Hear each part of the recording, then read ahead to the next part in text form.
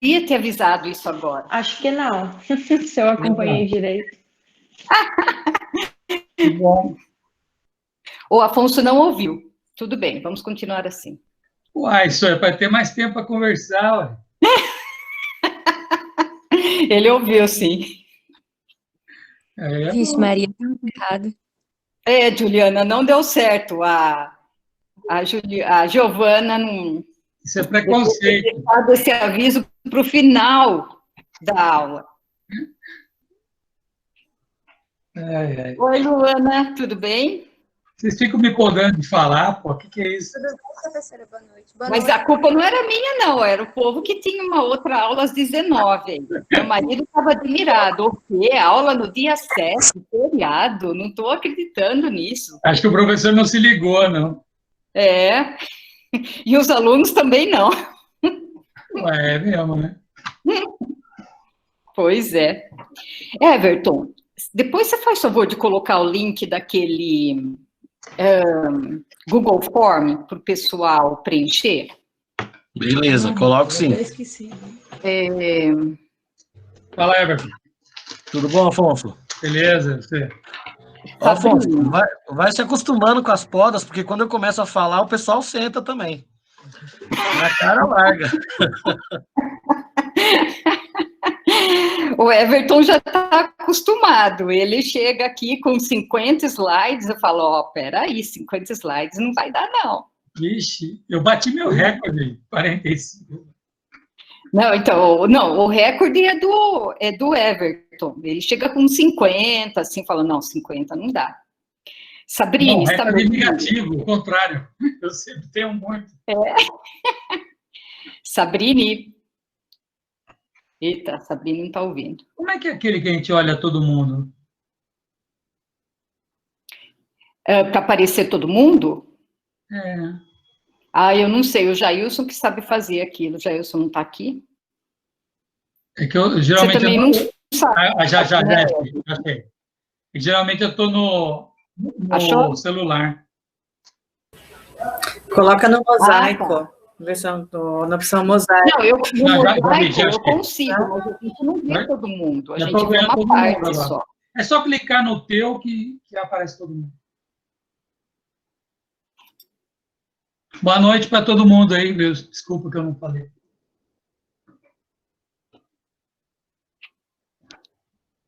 Bom, deu 6h05, então a gente pode começar, depois o pessoal vai chegando. Então, pessoal, conforme combinado, o professor Afonso ficou de trazer as informações para a gente sobre metodologia. Ele vai fazer uma apresentação, depois vocês podem fazer pergunta, vocês podem ir anotando pergunta aqui no chat, ou deixar para fazer depois, fica a critério de vocês. O Everton também vai colocar, ele já colocou, no chat, um formulário para vocês colocarem o grupo de vocês. A Sabrine mandou por e-mail, pediria que ela colocasse também nesse formulário, quem tem algum grupo já organizado, para depois a gente poder arrumar um orientador para ficar com esses grupos, tá? Então, Afonso, muito obrigada pela sua disponibilidade de aceitar esse desafio num feriado, principalmente, né? E estar aqui conosco hoje. Fique à vontade. Obrigado pelo convite, boa noite para todo mundo. Agradeço muito essa oportunidade, porque já venho fazendo parceria aí com a Unifesp, né? O campus de Diadema há um bom tempo, principalmente com o pessoal lá do programa de análise ambiental integrada, e agora com essa oportunidade de me aproximar do pessoal aí da comunidade Movimentos Docentes, é muito grato, queria agradecer bastante essa oportunidade.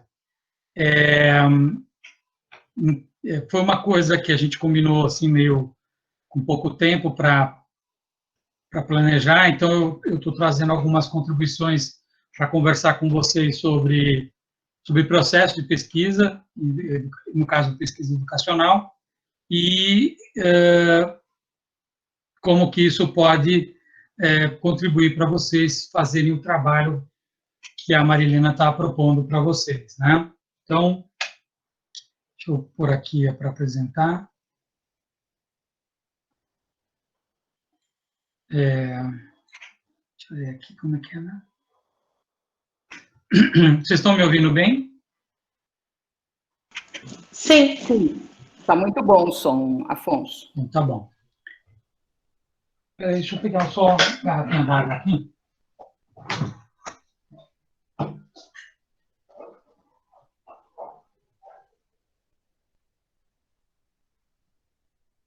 Enquanto ele pega a água, falar uma coisinha para vocês, que eu me lembrei. A Gabi Angélica me fez uma pergunta que eu acho que vale a pena falar para todo mundo.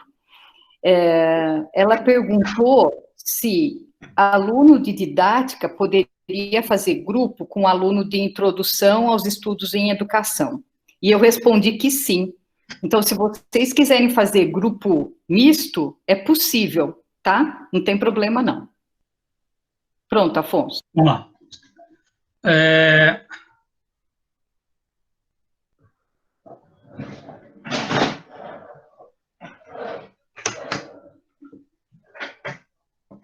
Deixa eu ver o relógio aqui.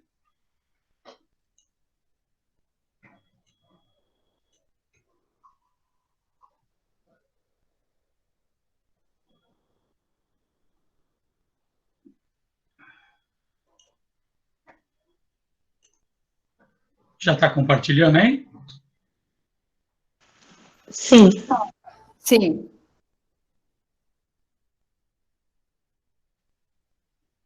Bom, então,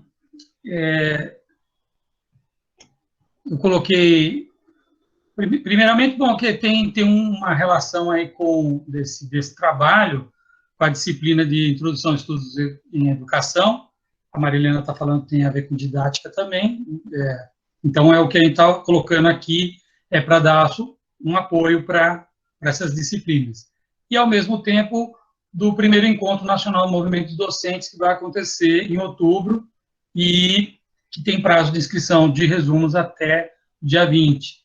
Então, essa apresentação, ela procura dar suporte para essas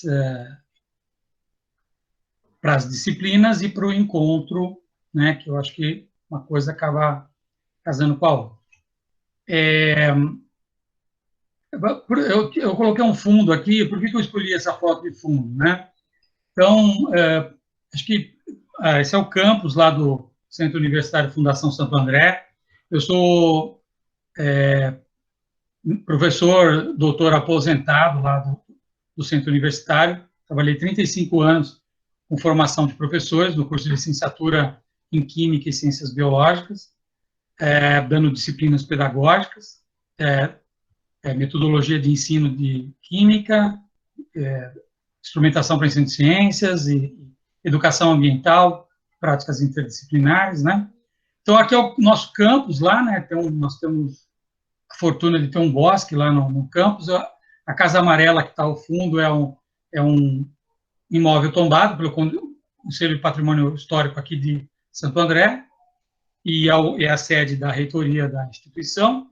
E aqui era um curso, uma oficina de fotografia da natureza, que eu costumo fazer lá com os alunos da graduação da pós, e a ideia de buscar um foco, né? Buscar uma direção e um foco. Eu acho que tem tudo a ver com o que nós vamos falar hoje.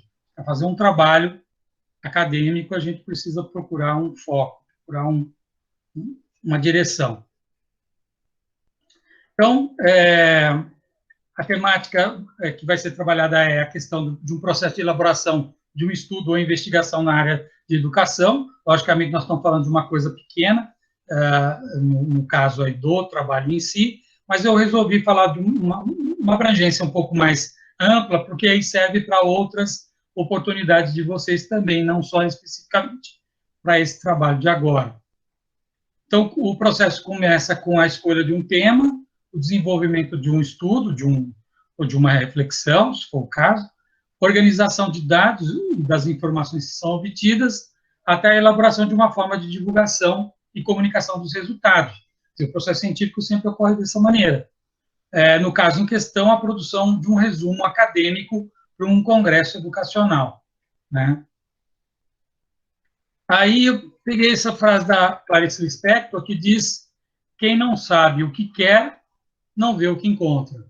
Então, na hora de escolher o tema, é preciso estar muito claro o que você está querendo, o que você está procurando. Senão, você está vendo as coisas e não está entendendo que aquilo é útil para você, né? Então, tem que saber o que quer para ver o que está encontrando. Eu trago a contribuição de 2 autores que têm uma publicação muito interessante na área de metodologia de pesquisa, que é o Kivi Camperhaud, 2005. Eles destacam que o processo, ao longo do trabalho do científico, do pesquisador, é confrontado com problemas que levam ao questionamento e prosseguimento do trabalho. Quer dizer, fazer pesquisa sempre te coloca uma série de obstáculos. As escolhas que você faz te colocam obstáculos, mas, ao mesmo tempo, quanto mais claro você está tendo o que você está querendo fazer, mais você consegue escalar esses obstáculos, ultrapassar esses obstáculos, né? Eles mencionam que, geralmente, esses são problemas metodológicos de partida, e, geralmente, aparecem as seguintes frases quando a pessoa está fazendo pesquisa pela primeira vez, ou está começando a fazer uma pesquisa. Então, já não sei em que ponto que eu estou. Então, o cara... Ele está falando de pesquisa no sentido mais amplo do que o exercício que vocês vão fazer, né? Mas, de qualquer maneira, durante o processo, às vezes, a gente se perde no meio daquele monte de informações que estamos recolhendo, né? Tenho a impressão de que já nem saber o que procuro, porque você fica, às vezes, desorientado por esses obstáculos e começa a questionar se você está sabendo o que quer fazer. Não faço a mínima ideia do que de fazer para continuar. Tenho muitos dados, mas não sei o que fazer com eles. Ou até logo de início ele diz: não sei nem por onde começar. Então, ou seja, essas dúvidas que param, e devem estar parando agora entre vocês, elas são normais. Todo o processo de pesquisa, principalmente para quem é iniciante, vai acontecer com mais frequência, né? Parece um caos no começo, né, do processo. Não sei por onde começar ou por onde seguir, né? Então, e aí o que vi de Camperhaud, mas os outros autores, Silva e Junques, 2009, eles levantam algumas coisas que se emendam entre os dois, né, autores. A primeira, a gula livresca ou estatística, quer dizer, falam de evitar a crença de uma inspiração divina, né? De uma coisa vai vir do nada, né? Não tem que esperar por um raio celeste, né? Alguma coisa que vai te iluminar. Crer que a luz virá apenas por causa de ter uma grande quantidade de livros, artigos, informações. Não basta você ter essa gula livresca, tem um monte de coisa, mas não sabe por onde seguir com ela. Você precisa começar a fazer triagem do material que você tem para poder trabalhar. A passagem às hipóteses, né? Não queira responder aquilo que nem foi perguntado. Se você não sabe o que você está perguntando, você não tem como saber por onde buscar respostas, né? Então, não basta o valor de uma técnica sem saber os motivos dela ou se elas atendem à necessidade. Então, eu falo assim, vou fazer um questionário, mas eu não sei nem para que eu quero o questionário, ou se o questionário é o melhor método para eu recolher algumas informações. Outro aspecto que é a ênfase que obscurece. Evitar tentar impressionar com expressões que nem mesmo você compreende. Então, começar a usar conceitos ou frases ou informações que você não sabe nem do que se trata. Então, expressar sempre as informações com simplicidade, clareza e autenticidade. Acreditar que a inspiração é um fenômeno que ocorre sem esforço, com certeza, o caminho mais curto para encontrar o desânimo, depois de muitos dias entediantes à espera dela. Então, inspiração é uma coisa que você tem que procurar, você tem que ir atrás, você tem que caçar. Quem tentar devorar inúmeras informações sem seleção anterior, em poucos dias será vencido pelo cansaço e o desânimo, né? Então, os autores chamam atenção para isso. Um exemplo, a pesquisa sobre argumentos mais frequentes para avaliar a capacidade de uma turma em um conselho de classe. Utilizou-se um método sofisticado de análise de conteúdo das gravações feitas. Os resultados foram inesperados. Então, o cara escolheram uma técnica de gravar, e a própria gravação, ela seleciona as frases mais citadas e tal, e aí tem que tomar muito cuidado, porque olha o que aconteceu no resultado desse trabalho.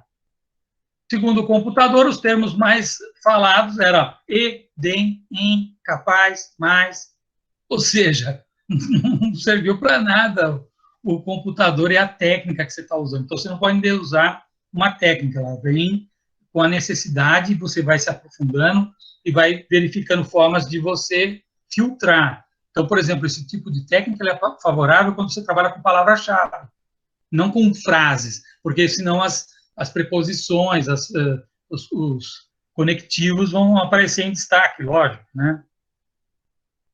Então, esses autores, então, eles dizem que é perfeitamente normal sentir uma certa angústia inicial, às vezes até a sensação de incapacidade. O caos é típico do desenvolvimento de um espírito investigativo, então mas que é bom sair logo dele o quanto antes, né? Que existem algumas armadilhas comuns no campo da ciência que devem ser evitadas, embora seja corriqueiro o fato de muitos pesquisadores tornarem-se seus conhecidos reféns, né? Então, e lógico que o tempo que vocês têm para executar esse exercício é muito pequeno, né? Do ponto de vista de fazer pesquisa científica, seria quase que impossível, portanto, por isso que eu estou chamando de exercício o que vocês estão fazendo, né? Evitar ser vítima da lei da incompetência compensada de Murphy. Dizer, não foi um fracasso, pelo menos eu aprendi com o erro. Acho que a gente não deve cair nessa ideia, né? Vamos tentar fazer o nosso melhor, de menor proporção, mas o melhor que a gente puder, no período que tem, com o apoio que tem. A Viana escreveu um livro de suporte para pesquisa, que ela coloca 3 grandes blocos de preocupações na competência de um pesquisador, do processo de fazer pesquisa. A primeira preocupação dela é relativa à competência do pesquisador. Primeira, paciência consigo mesmo, com o orientador e com as etapas do processo. Exige autonomia intelectual, criatividade, espírito crítico e empreendedor. Ou seja, não dá para ficar esperando as coisas, eu preciso ter essa capacidade de criar, mas, ao mesmo tempo, eu tenho que criar um processo de ouvir quem estiver me orientando, né? Vão ter pessoas que vão estar responsáveis por isso, então tem que usar. Persistência é o outro aspecto, que é aprender a não esmorecer diante das dificuldades, dos obstáculos. Não existe pesquisa mais fácil. Toda pesquisa eu falo que tem bônus e ônus. Quando você escolhe um tema e tal, você fala, puxa, eu quero tanto trabalhar com esse tema. Mas, às vezes, tem ônus, porque você vai ter que viajar muito para fazer o estudo, ou você vai ter... Então, no princípio, eu fiz estudo lá no Vale do Ribeira, com moradores da zona rural, e era muito legal ir lá e viajar, mas depois, quando você começa a ter que fazer muitas vezes, que nem eu tive que ir todo mês para lá, começa a ficar difícil. O custo, volume de informação, desgaste de viagem e coisas do tipo, né? Então, tudo tem bônus e ônus. Nessas escolhas, você já tem que estar preparado para esses obstáculos para poder contornar. Assimile comentários e reflexões nesse eterno processo de construir. Faça sempre o melhor possível. Não tenta fazer o impossível, não tenta fazer o que você não tem capacidade de fazer. Tenta aquilo que você realmente tem capacidade de fazer. Claro que tem muita coisa que a gente nem sabe que tem essa capacidade, então vocês vão sempre procurar o melhor de vocês. Consciência e responsabilidade ética, social e política, que uma pesquisa não é feita apenas por propósitos pessoais, ela tem uma responsabilidade, aquilo que você está produzindo, ela serve para alguma coisa, para outras pessoas, né, a refletirem, né? Se você está indo para um congresso, você vai compartilhar essas experiências, essas angústias, essas reflexões, né? O resultado de uma pesquisa é sempre de domínio público, portanto, sempre divulgue. Tá dando para acompanhar, gente? Alô? Para mim está. Afonso, Oi. posso te fazer uma pergunta? A gente poderia disponibilizar depois para eles essa apresentação sua? Sem dúvida, sem dúvida. Ah, tá bom. Já está preparado em Ok. PDF. Tá bom, obrigada. Ela vai estar à disposição, sem dúvida. Tá. Bom, outro aspecto. Coragem para enfrentar desafios e vencer tabus tradicionais. Então, descobrir-se em seus potenciais e limitações. Então, reforçando o que eu já tinha falado. Elimine o medo da incompetência e do erro, né? Você vai construindo, você vai aprendendo, construindo, né? Desenvolver a capacidade intuitiva, crítica, criativa e construtiva. E humildade sempre, né? O pesquisador sempre tem que ter clareza que todo o trabalho científico é parcial, né? É um recorte de um espaço maior, de um universo maior. Portanto, sempre, nunca eu sou o dono da verdade, é sempre um viés, não existe neutralidade em ciência, isso é uma balela quando se fala, né? Hoje está mais do que claro, principalmente na área de humanas, está bem claro de que não existe isso. Quando você faz opções, você está fazendo escolhas, portanto, você está usando um certo grau de subjetividade. Por mais dados numéricos, estatística que você use, você está, de certa forma, organizando os dados de uma maneira que você acha que é melhor de organizar. Portanto, sempre vai haver um grau de subjetividade, né? Então, ser humilde é sempre importante para fazer uma pesquisa. Saber que ela é sempre parcial, nunca ela é completa, nunca ela é total, ela sempre é um momento, é uma contribuição, né? Num determinado momento, à luz do conhecimento que o autor tem, que o pesquisador tem. A segunda preocupação que a Viana destaca é o conhecimento como desafio para a pesquisa. Então, construção, criação, transformação de conhecimento. Então, consciência das novas conquistas já realizadas em pesquisa. Portanto, sempre você vai partir do conhecimento acumulado. O ideal é sempre a leitura científica. Se é trabalho acadêmico, leitura científica. O que estão produzindo nos TCCs, nas teses, nas dissertações de mestrado, nos artigos de periódico, nos congressos? O que estão falando sobre aquele assunto? Esse sempre é o bom ponto de partida. Sempre ver o que é chamado de revisão da literatura, ou revisão bibliográfica, né? Ou referencial teórico, ou referencial conceitual, essa busca do que já estão... Quais são as conquistas que já tem sobre aquele tema? Porque senão corre o risco de redescobrir a roda, né? Então, eu tenho que saber onde parou, o que já tem, até para ver se não é redundante. Não significa que eu não posso fazer um estudo de um tema que alguém já estudou, mas se você quer contribuir, você tem que ir além do que a pessoa já fez. Ou, a não ser que você vá comparar com o que já foi feito, né? Então, você vai repetir um estudo para comparar ele, né? E ver um tempo depois se houve mudanças, ou em outras realidades, e comparar essas realidades e ver se são diferentes, né? Superar a ideia de que o conhecimento é um sinônimo de memorização, verdades absolutas e imutáveis, ou reprodução pura e simples de informação. Então, fazer pesquisa não é simplesmente reproduzir o que os outros já falaram. Quando eu faço revisão bibliográfica, não vou copiar. Eu posso até usar trechos de autores, no caso do que vocês vão fazer de resumo, não dá, não tem espaço para isso. Mas se fosse um trabalho para os que vão fazer trabalho completo, aí sim você tem que mostrar o teu referencial, que você está usando de base de leitura, né? De suporte para o teu trabalho. Embasamento não é à toa, ter um embasamento que dá base, né? Para aquilo que você está fazendo. Então, quando eu uso trechos de um autor, mesmo que seja literal, eu tenho que saber usar com parcimônia, com sabedoria, porque eu não posso simplesmente colocar uma frase de um autor lá e não mencionar ninguém, porque tudo que foi produzido por alguém que já foi publicado tem que ser mencionado, porque se você não fizer isso, você está incorrendo em plágio. Plágio é crime e você está fazendo uma coisa que não é ética, né? Então, não pode fazer isso. Mas eu escrevi com as minhas próprias palavras, o pessoal fala. Não importa. se você usou alguém de base, ou mais de um autor de base, no final do parágrafo que você fez essa paráfrase, que é escrever com as suas próprias palavras, você vai colocar quais foram os autores que você usou de base. Contrapor a visão estática e predeterminada por uma postura dinâmica desafiadora. Então, é sempre a coisa de ir à luta, sempre tem que ir à frente.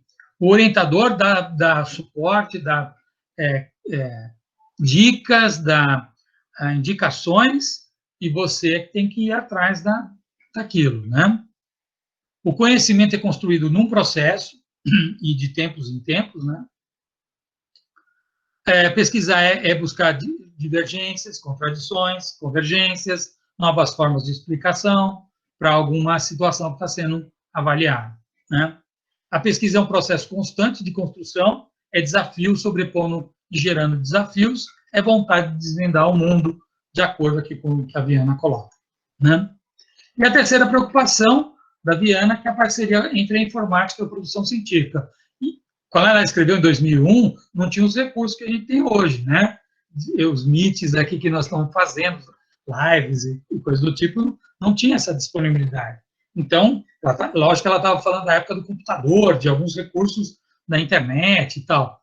Então, tem que ir atualizando para as questões de hoje, tem muita coisa que você tem de recurso hoje. Então, a competência do uso do computador e dos recursos disponíveis, aprender a utilizar os próprios recursos, né? Organizar o material de forma lógica, de fácil localização, nomes de arquivos, pelo amor de Deus, coloquem nomes de arquivos que sejam autoexplicáveis, né? Nem que seja com abreviatura, porque o pessoal coloca assim, trabalho da Marilena, como se tivesse só a disciplina dela, né? E ela só desse uma disciplina. Então, coloca lá, né? Curso tal, disciplina tal, trabalho 1, ou se tem um nome do trabalho, qual é o trabalho, quem está fazendo, põe pelo menos o teu sobrenome, porque normalmente num trabalho acadêmico a gente é mencionado pelo sobrenome, e o sobrenome é sempre o último, né? A gente fica inventando o sobrenome para falar, né? Enfim. Organizar o material, fazer cópia de segurança, então, backup, hoje você pode jogar na nuvem, hoje você pode mandar por WhatsApp, enfim, você tem tantas opções, né? Portanto, não deixe de fazer isso. Já vi muitas vezes, eu já passei por isso, creio que todos os que já fizeram pesquisa aqui já passaram por isso, de perder partes ou completo o material, chorar muito, passar muita raiva, então é uma dura aprendizagem. Então a gente passa para vocês isso para vocês não caírem nesse mesmo engodo, né? Competência para usar as fontes na internet. Então, por exemplo, essas buscas genéricas tem que tomar cuidado, porque vem um monte de coisa que não tem nada a ver. A gente sabe das fake news, das notícias equivocadas. É preciso ir nos sites mais fidedignos. Se vai procurar trabalho acadêmico no Google, procura no Google Acadêmico, que você vai ter uma filtragem maior, né? Tem vários buscadores específicos de trabalhos acadêmicos, né? Então, toma bastante cuidado com as fontes, porque tem que ter autoria, tem que ter data, tem que ter a informação completa do material. Se não tiver nada disso, é questionável. Em alguns casos, pode ser que seja útil, outros não. Então, tem que tomar muito cuidado com isso. Selecionar as melhores páginas, informações com objetividade, fidedignidade, ou seja, tem que ser realmente correto, com rigor científico, né? E adequação para a sua pesquisa, lógico. Competência para troca de informação. Então, trocar ideia um com o outro aí, né? Se vai ter em grupo, a partir de agora, tudo que for em grupo, manda para todo mundo. Aí manda para um, depois manda para o outro, depois manda para o outro, aí ninguém consegue mais saber quem tem a informação completa, todo mundo está com uma informação parcial. Cria um grupo do WhatsApp, põe tudo lá nesse grupo, ou cria ou no Facebook, ou tem vários recursos que você pode fazer isso. Procura sempre homogeneizar. Se for por e-mail, manda e-mail com cópia para todo mundo, né? Inclusive para o orientador, né? Hoje existe uma variedade, então, de formas de contato, usa elas todas, né? Cuidado, não existe fórmula mágica, há que se aprender fazendo, mas é sempre possível de fazer. Então, não estou colocando isso para dar obstáculo e dizer, não, é um exercício. O que a gente pode fazer nesse período desse exercício? Né? O processo de pesquisa, né? Quais são as etapas do processo de pesquisa? Né? A trajetória do processo de pesquisa, ela é um alto, você sobe, é que nem uma montanha-russa, né? Aquela subidona, né? Aquela subidona danada que parece impossível, que não chega nunca, né? E depois, aí vem, desce com tudo, né? Então, se você vencer o primeiro obstáculo aí da subida da montanha-russa, depois é só a coisa flui, né? Na primeira fase, né, no primeiro momento, né, que é o contexto de partida, onde você vai ver qual é a tua ideia, qual é o tema, o que você quer trabalhar, né, onde estão, então eu vou buscar dados, né, os autores, né, onde estão, cadê aqui? Não sei se está para ver a setinha, dá, né? Fundamentos de base conceitual, as ferramentas que se vai usar para fazer o trabalho, no caso, se for algum tipo de coleta de informação, você tem que saber como coletar essas informações, o caminho escolhido, então vai definir um cronograma, né? Estou passando um papo, é que a setinha some. E aí chega a primeira fase, que geralmente é escrever o projeto de pesquisa. Vocês não vão passar por essa fase, porque o tempo é muito curto, então a gente já vai passar, vai pular etapas, né? Nesse caso, que é um exercício, né? Mas se você for fazer um projeto, né? Se for fazer um trabalho de pesquisa, efetivamente você tem que escrever um projeto, desenvolver o projeto, coletar dados, fazer o fechamento desses dados, interpretação do material, e aí a segunda fase, que é um relatório. O relatório gera produtos, artigo de congresso, artigo para periódico, apresentações técnico-científicas, e no caso de vocês, um resumo do congresso, né? Eu gosto dessa ilustração porque informação é isso, um monte dela solta. Conhecimento é quando eu consigo fazer vínculos, interligando essas informações. Então, ciência é quando eu consigo fazer vínculos com as informações disponíveis. Não é um monte de informação solta, né? Afonso, Oi. Um momento aqui que tem um aluno que tem uma dúvida. Márcio. Estão conseguindo me ouvir? Tô. Sim. Professor, como você disse que seria feito somente o resumo, como que a gente vai saber as partes que nós vamos utilizar? Márcio, espera só mais um pouquinho, porque na verdade eu vou chegar no tema em si, que é do tema de vocês. Eu preparei uma apresentação específica para isso. Tá? Essa é a parte mais introdutória geral sobre ciência, eu vou chegar no resumo e como fazer, tá? Pode ser? Pode ser, professor. Pode ser? Você entendeu? Eu vou chegar nessa tua dúvida aí. Não, entendi sim. Entendi. Tá bom? Obrigado pela pergunta, é importante. É porque eu estou falando coisas que é muito gerais, né? Então vocês estão aí, talvez, o que esse cara está falando, né? Mas, na verdade, depois vai cair a ficha, depois, que essas questões são importantes, tá? Então, critérios formais para demarcação científica, quer dizer, quando eu considero um trabalho científico, né?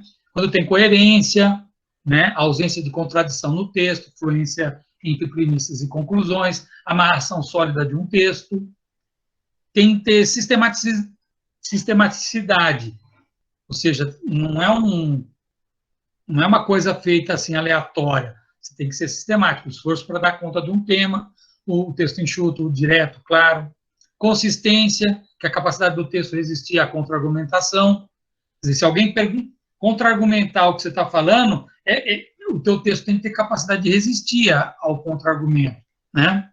E merecer respeito de opiniões contrárias, né?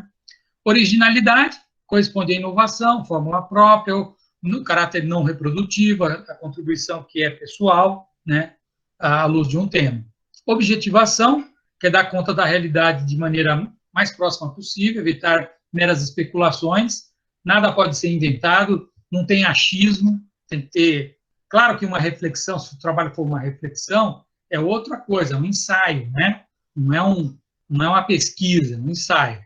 Aí sim você tem mais liberdade para fazer conjecturas, né? Discutibilidade, que é conjugar crítica com autocrítica, todo argumento contém componentes não argumentados. Aí tem os autores, depois vocês vão ter acesso a esse material. Então, para fazer, na escolha de um tema de pesquisa, é definido um assunto, e o passo seguinte é qual o tema, né? Então, eu vou estudar, meu assunto é formação docente, mas o tema é dificuldades na formação docente, ou eu quero estudar o processo de construção de sequência didática, ou seja, eu restringo um pouco mais do que eu estou querendo. É a hora que eu faço a delimitação. Delimitar quer dizer pôr limites, né? Então, selecionar aspectos que vão ser abordados. A pesquisa pode ser delimitada por extensão, por cronologia, por região geográfica, tem várias formas de delimitar um tema, né? A gente chama, tem um jargão científico que a gente chama de recorte, porque é exatamente uma tesourinha. A gente vai lá, pega num universo maior, a tesourinha e corta um trecho que eu vou analisar, né? É uma metáfora, mas que é bastante usada. Os critérios de escolha de um tema têm a ver com importância, originalidade e viabilidade. E aí, tem uma historinha aqui da Baqueiro, 2009, ela coloca algumas coisas, né? Por exemplo, descobriu um remédio para eliminar a corrupção na sociedade contemporânea. É importante e original, sem dúvida, mas de viabilidade duvidosa, né? Não tem jeito de fazer um negócio desse, né? Ou, por exemplo, aferiu o impacto dos meios de comunicação na formação de opinião das pessoas. É importante e é viável, mas não tem originalidade nenhuma, porque já existem muitos estudos falando sobre isso, né? A não ser que você agregue alguma coisa nova nisso, não tem originalidade. Ou investigar a cor dos olhos dos alunos de ciências sociais. É super original e é viável, porém não tem nenhum sentido prático, nenhuma importância.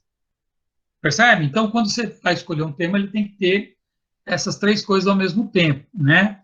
Que é importância, originalidade e viabilidade.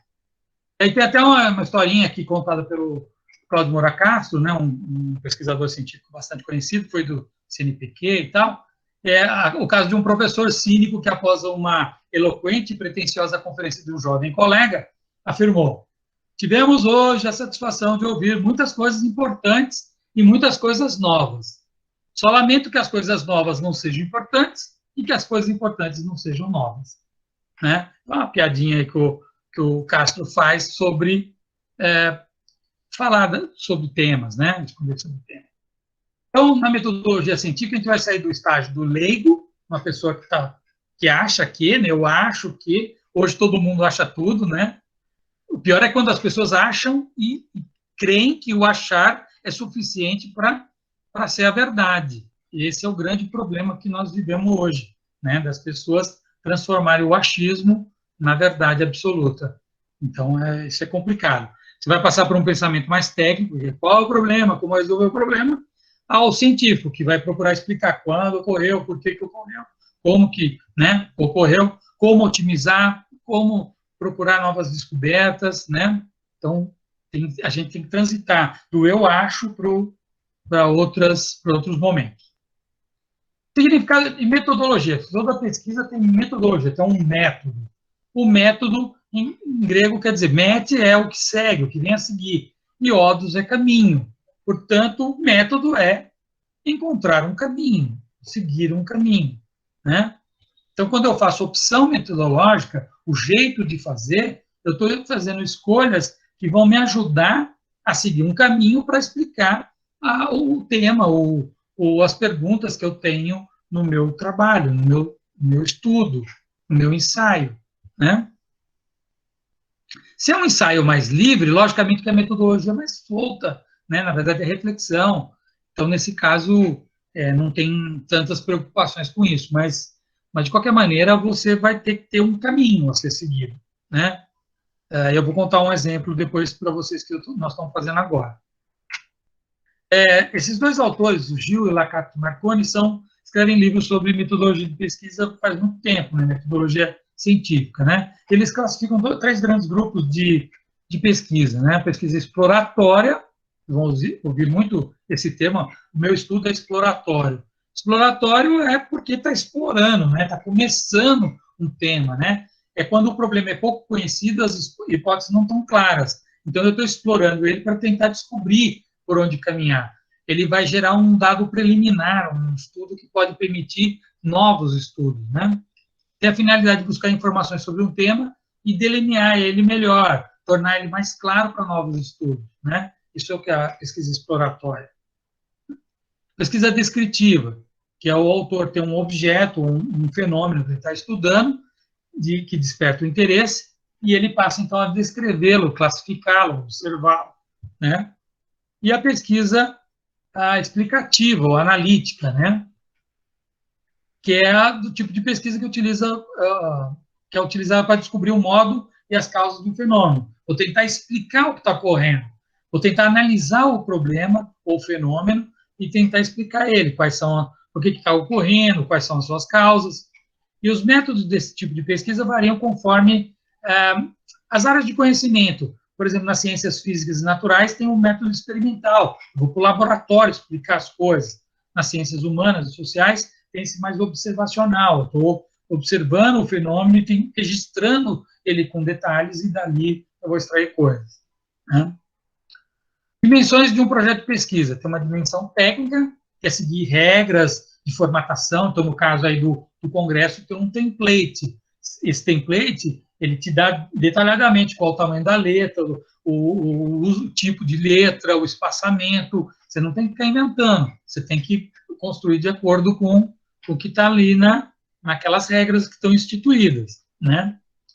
Para evitar, porque antigamente o pessoal cada um mandava de um jeito, né? E ficava horrível na hora de publicar. Então, o template hoje tem sido usado rotineiramente nos congressos para dar uma estrutura padrão para uma publicação depois, né? Que é o que a gente chama de análise do congresso. Dimensão teórica, que é a escolha do pesquisador, né? Tema, referencial, né? E as escolhas que você fez, né? E dimensão afetiva, que é aquela da relação pessoal, né? Do pesquisador com o tema, né? Não é a mais importante, mas é tão importante quanto as outras. E aí, eu volto a dizer que a história do que plágio é crime, né? Então, tomar cuidado para não ficar roubando a ideia dos outros. Você pode se basear em outras pessoas para fazer um trabalho, um estudo, desde que você mencione a fonte, né? Você pode dizer que foi adaptado de fulano de tal, você pode dizer coisa do tipo, né? Sempre é o sobrenome do autor e a data. Lembrando que Júnior, filho, sobrinho e neto não é sobrenome, é complemento de sobrenome. Então, é Silva Júnior, Ribeiro Neto, né? Souza Júnior e assim por diante, tá? São sobrenomes completos. Orientação, vocês vão ter uma pessoa que vai acompanhar. Não é exatamente o orientador de pesquisa, porque é um trabalho pequeno, uma espécie de tutoria que vocês vão ter aí, alguém que vai acompanhar, né? Então, numa pesquisa científica, ela é construída com apoio de alguém que já fez pesquisa e que é capaz de te dar suporte, né, direção, né? A relação orientador-orientando é fundamental para a boa realização de uma pesquisa, né? Só que aí você tem que pensar como é que essa relação vai ocorrer, né? Então, eu já passei vários problemas, né? E essas coisas estão escritas baseadas em disciplinas que eu dou, mais de 20 anos que eu dou disciplina de metodologia científica. E fora isso, orientando TCC, monografia de especialização, mestrado, né? Acompanhando isso, a gente vai passando por uma série de perrengues, de dificuldades orientando, né? E você vai descobrindo coisas, né? Então, o trabalho acadêmico é uma atividade conduzida, supervisionada e tutorada por uma pessoa qualificada, que é o chamado orientador. Alguém que possui formação e notório saber em alguma temática afim ao curso, com experiências anteriores que permitam dar suporte, né, para a execução do que você quer fazer. A função do orientador é necessária para a consecução do trabalho, devido à inexperiência do iniciante, né? Vocês estão fazendo pela primeira vez, estão se deparando pela primeira vez de fazer isso, vão ter que ouvir um pouco do que a gente tem a dizer. Não significa que temos a verdade absoluta, volto a dizer isso, é uma parceria, né, entre orientador e orientando, né, que se constrói. E aí, tipos e tipos de orientador, né, aqueles que conduzem mais fechado, né, as coisas, que dão direção para o aluno, para o orientando, e tem aqueles que deixam um pouco mais flexível para aumenta o grau de criatividade do orientando. Os dois caminhos têm dificuldades, né? Mas o ideal é mesclar um pouquinho dessas duas coisas. Nem liberdade total, nem fechado demais, né? Conta de manter qualidade, rigor científico, princípios éticos, né? São coisas que vocês ainda não estão acostumados e por isso que é importante. A melhor condução do método, das técnicas de apoio, dos recursos, de equipamento, os trâmites burocráticos. Por exemplo, você vai fazer entrevista, você precisa ter termo de consentimento livre e esclarecido, às vezes tem que passar por comitê de ética, conforme o tipo de estudo que vai ser feito, né? Então, são regras, né, e processos, né, que o orientador vai ser capaz de dizer se dá ou não dá para fazer, né? Dar suporte na busca da fundamentação teórica, isso é uma coisa importante, que você sugere leituras para, né, para evitar que o orientando fique perdido, né, um monte de informação, não sabe por onde seguir, e também a questão do uso dessa informação para não caracterizar o plágio. O orientador não é paizão, nem mãezona, né, apesar de muitas vezes a gente parecer, dando bronca, né, e coisa do tipo, mas não tem como resolver, relevar tudo. Tampouco deve ser um algoz que só trata de punir, né? Não é nada disso. Ele tem que ter um caráter estimulador, mediador, provocador, né, das potencialidades. Então, eu acho que a primeira coisa que ele tem que fazer daqui é quem vai orientar quem, o que, se reunir o grupo, pode ser um meet, né, e tal, e conversar, e tentar ver as ideias de cada um, definir um tema e aí tocar. Eu vou explicar melhor quando a gente chegar no resumo. E no caso da gente, faz aflorar a qualidade acadêmica. Tem muitas coisas que o novato, o iniciante, não tem ideia que ele sabe aquilo, né? Então, o orientador ele faz aflorar essa qualidade, né? O trabalho de orientação é sempre parceria, já reforcei já isso daí, né? Tem um caráter didático, porque você está sempre ensinando e aprendendo, né? Acho que aqui está redundante, eu vou passar. E não esperar do orientador. Ele não é terapeuta, ele não vai ser seu amigo, principalmente pouco tempo, não quer dizer que a gente não tenha que ter uma atitude amistosa, né? Sempre. Responda a todas as suas perguntas, nem sempre tem resposta para todas as perguntas. Resolva todos os problemas seus, problemas que você está tendo com outras coisas, com outras disciplinas. Que ele tenha a responsabilidade de lembrar de você dos prazos que tem que cumprir. Que ele trabalhe em qualquer horário, feriado, mesmo que a gente trabalhe nos feriados, né, Marilena, e outros horários, mas ter um pouquinho de cuidado com isso, né? Que fique satisfeito a receber um rascunho em vez de um texto já coerente, né? E você também, muitas vezes você vai receber alguma coisa escrita com um monte de correções, de sugestões, etc. Não veja isso como uma coisa negativa, pelo contrário, se vier em branco, não necessariamente significa que está bom, né? É importante que essa troca, né, esse retorno, ele dá elementos para sempre melhorar o trabalho. Não é para diminuir, denegrir, nem nada. É sempre para fortalecer a escrita e o jeito de usar a informação e tal. E que ele fique satisfeito ao notar que você não segue as instruções de pesquisa. Se você não seguir as instruções, ele vai ficar insatisfeito. Fica para escrever bem. Vou passar rápido aqui, depois vocês leem com cuidado. Relaxar, quanto mais estresse, mais difícil de fazer. Aproveitar o tempo, não deixa para a última hora. Escrever aos poucos, não espera para escrever, tem um caderno de anotações, você vai botando ideias, ou trechos de coisa que você leu de um autor. Quanto mais organizado você tiver nessas informações, mais fácil de você desenvolver o trabalho. Depois você vai juntando essas informações. Portanto, tem que ser uma escrita também, não pode ser um papel bagunçado, eu sempre coloco data, dia, mês, ano, dia da semana, às vezes, até o horário que eu escrevi a coisa, para lembrar, para ter uma cronologia do que eu estou fazendo, né? Se eu li um texto, então eu digo qual é o autor, do que se tratou, senão você começa a escrever um monte de coisa solta, não sabe mais o que é, né? Compartilhe com os seus colegas de equipe, se for fazer em equipe, e com o orientador sempre, se envolva, né? Quanto mais envolvido você tiver, mais flui, né? E acredite que você é capaz de fazer. A confiança é o segredo do sucesso, diz aqui a Barbosa, nesse cantinho psicopedagógico. Resumo. Então, vamos lá. Então, o que é resumir? Eu costumo dizer, muitas vezes o pessoal me procurava para fazer trabalho para congresso, chegava assim, eu quero fazer um trabalho para um congresso. Eu falava, poxa, que legal, né, que você está querendo ir para um congresso e tal, mas você já fez a pesquisa? Você fez uma pesquisa? Porque você só pode resumir, ou só pode escrever um artigo para um congresso se você desenvolveu um estudo. Então, quando eu penso no resumir, eu tenho que resumir alguma coisa que está escrita, alguma coisa que foi feita. Não dá para resumir uma coisa que não foi feita. Muita gente confunde resumo com a intenção do que fazer. Não é isso. Resumo, e aqui está, no dicionário está como verbo, né? Condensar em poucas palavras, abreviar, sintetizar. Por exemplo, resumir um texto.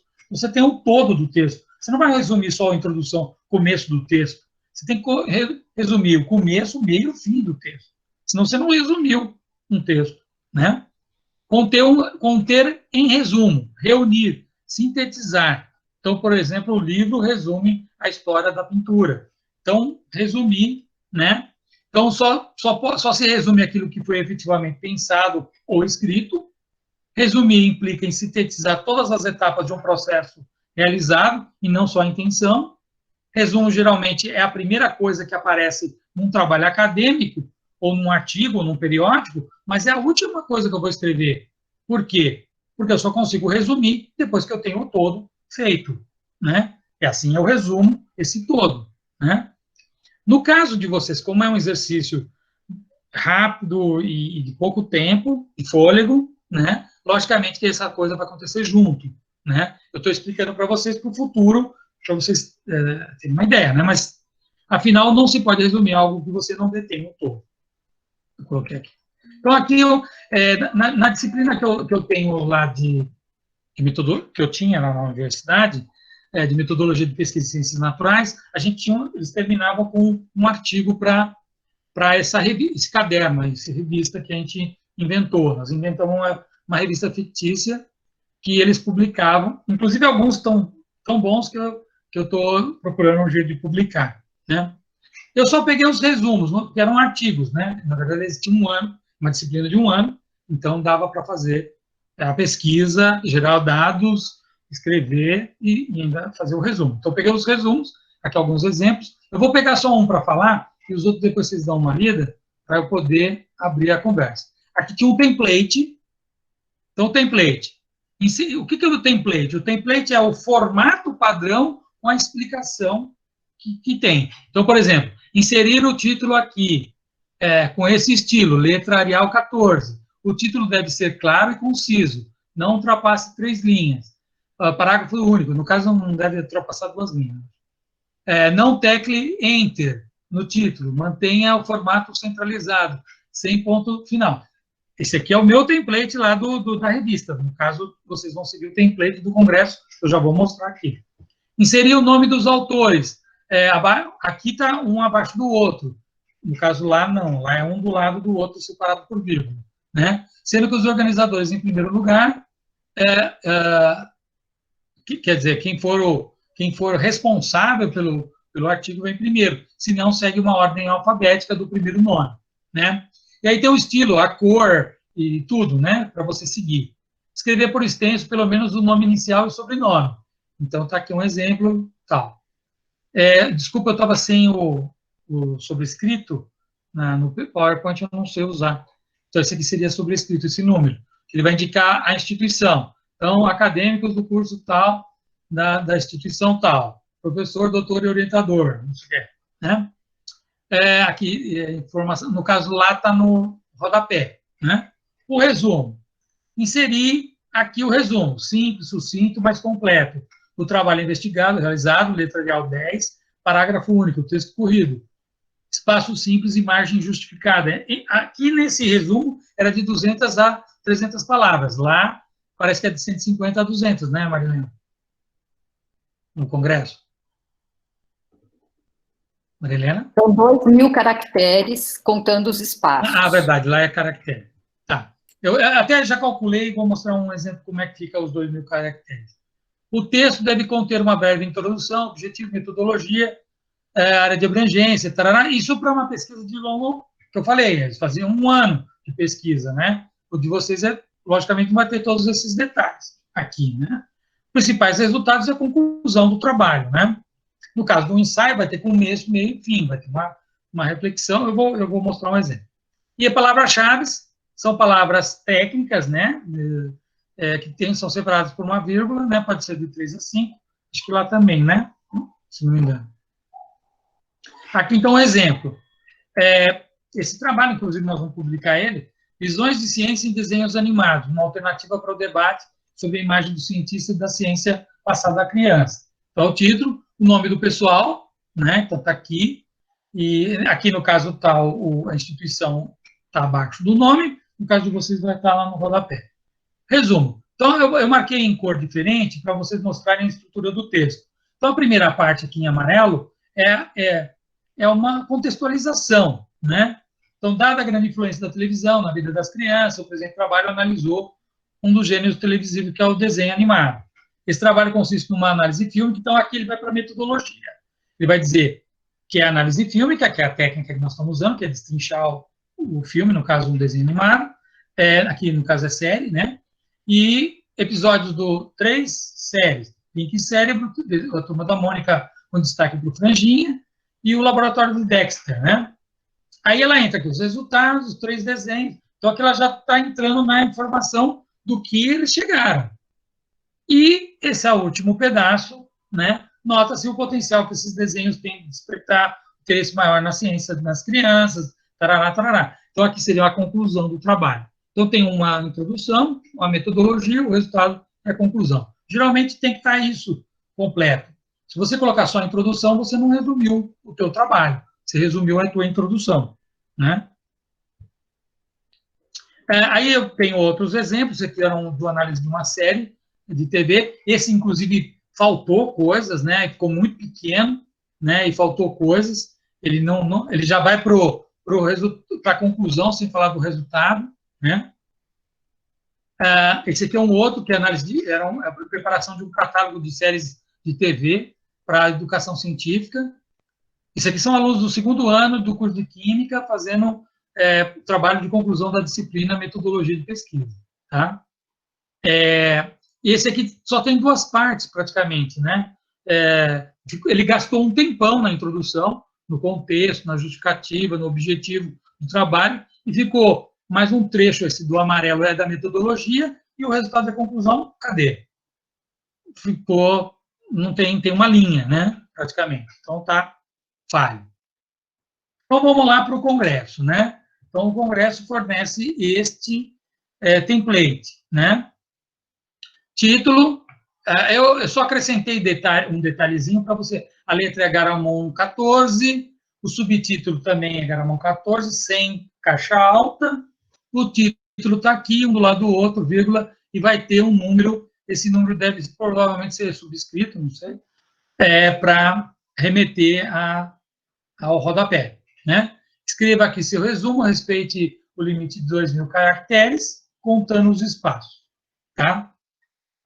Mínimo de 3 a 5 palavras-chave, isso é o normal da maioria dos congressos. Aqui, esse aqui é um resumo que a gente mandou para a coletânea que a Marilena, a Rosalém e o Everton Viesma estão organizando, que é do livro Movimentos Docentes, 10 anos do Movimento Docente, né? Nós mandamos para esse capítulo, esse resumo de capítulo para lá, e ele foi aprovado, né? Então, eu suponho que o resumo esteja de acordo, né? Aqui, o que está em amarelo seriam os 2.000 caracteres, porque ele total, o resumo total, como lá era 2 laudas, não falava em caractere, deu aqui 432 palavras e 2.862 caracteres com espaços. Portanto, os 2.000 caracteres seria esse trecho aqui em amarelo, tá? Então, é uma coisa assim que vocês vão ter que escrever. Aí a gente fala assim, mas então é fácil, é pouquinha coisa que ele tem que escrever, um parágrafo grande, né? Mas lembra que você tem que resumir alguma coisa que você fez. Então, apesar de ser curto e aparentemente fácil de escrever, você só consegue escrever depois de ter feito alguma coisa concretamente. Por isso que tem que tomar uma série de cuidados, porque você não sai escrevendo o resumo. Você tem que pensar em tudo que você vai fazer, juntar as informações, definir o teu trabalho, rascunhar as coisas, e aí você vai resumir ele depois, né? Então, aqui está um exemplo, acho que é mais ou menos do estilo que estaria lá. Então, a Marilena definiu possibilidades temáticas, aí não sei se ela acrescentou mais alguma coisa depois, esse foi o que a gente tirou na conversa naquele dia. Educação como processos sociais, formação de professores, trabalho docente, questões étnico-raciais e educação, desigualdades sociais. E relatos de história de vida, né, ligados à educação ou à escola, né?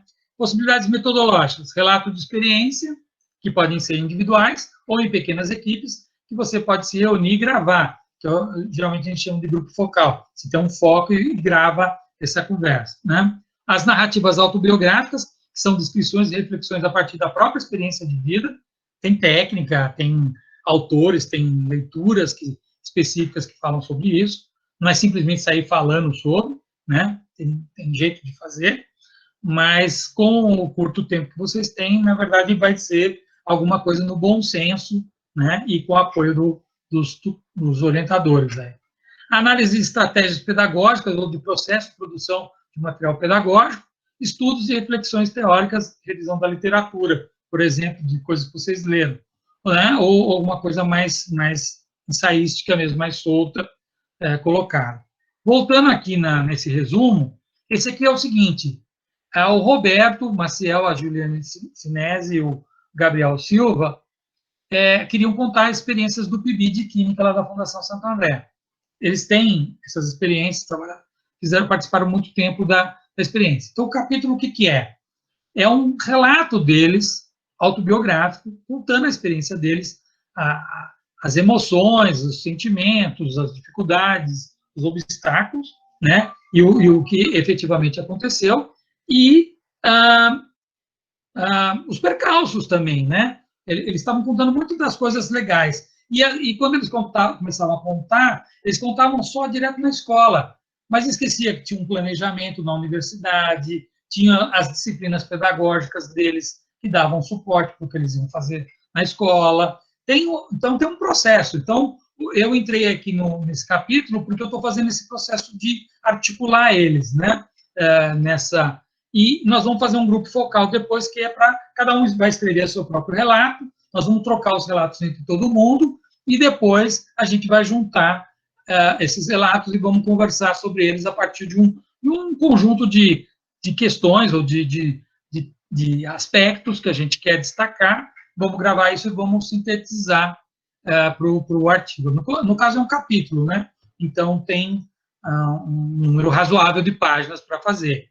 Mas no nosso resumo, a gente contextualizou o PIBID, né, o que é o PIBID de Química lá da Fundação, o período que eles estiveram envolvidos, quais as escolas que estão envolvidas nesse processo, né, e algumas bases conceituais de partida que eles estão usando, que é a Bueno, que fala dos relatos autobiográficos, que é a Belmira Bueno, uma das autoras que tem publicado muito sobre isso, tem bastante coisa online, né, eu posso até disponibilizar para vocês, porque eu acho que essa pegada da narrativa autobiográfica tem muito a ver com esse exercício, daria bem para fazer.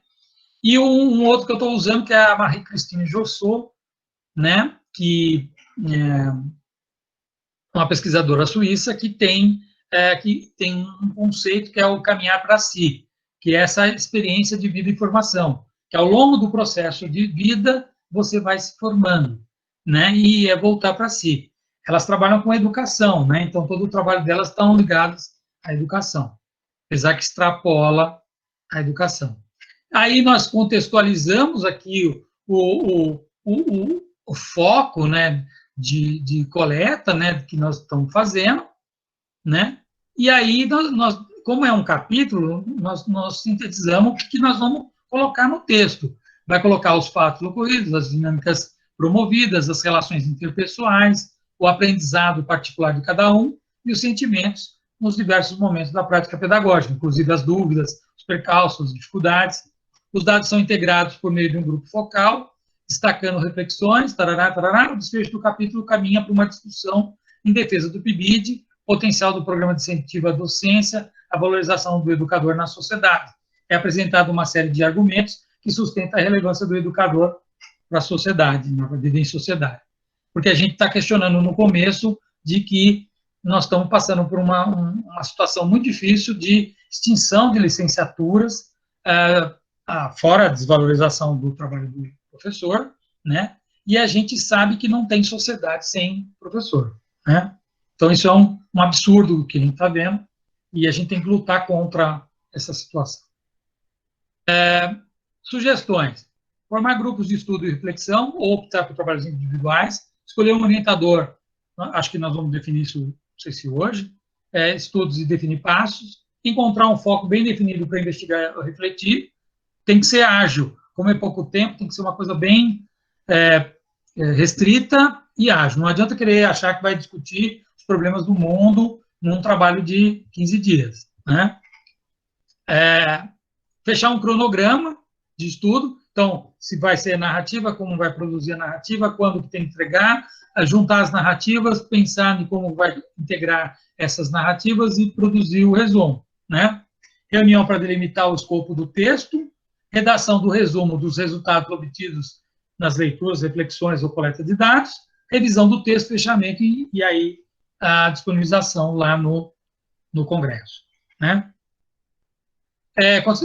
Então, fazer pesquisa do jeito que eu falei, peço desculpas, isso aqui é uma disciplina de um semestre, estou falando em uma hora, então é difícil falar, né? Mas, de qualquer maneira, é mais para provocar alguma coisa, vou deixar o material à disposição para vocês reverem, e fico à disposição, qualquer dúvida, vocês podem fazer pergunta, independente de eu estar orientando ou não.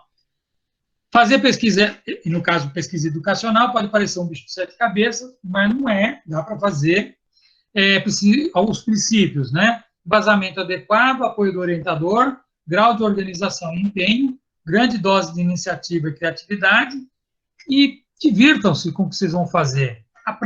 Vocês vão estar aprendendo fazendo, né? Vai ser um exercício inicial, né? Mas eu acho que quem faz ciência, faz pesquisa científica, não tem sentido fazer pesquisa se a gente não divulga o que a gente produz. Então, ir para congresso, publicar num periódico, publicar num capítulo de livro, ou fazer um livro, é parte do processo de pesquisa. Não tem sentido fazer pesquisa que fique na sua cabeça, ou fique em papel empoeirado em algum canto, né? Fazer pesquisa sempre tem que gerar conhecimento e divulgação para outras pessoas, mesmo que passe por um debate, por discussões, por contra-argumentos, né? Lembrando que a gente sempre vai ter que ponderar no que a gente vai falar e para tomar cuidado, né, com o que a gente está falando, sair do achismo, né? Mesmo que seja um ensaio solto, não é achismo, é reflexão com embasamento, com algum embasamento.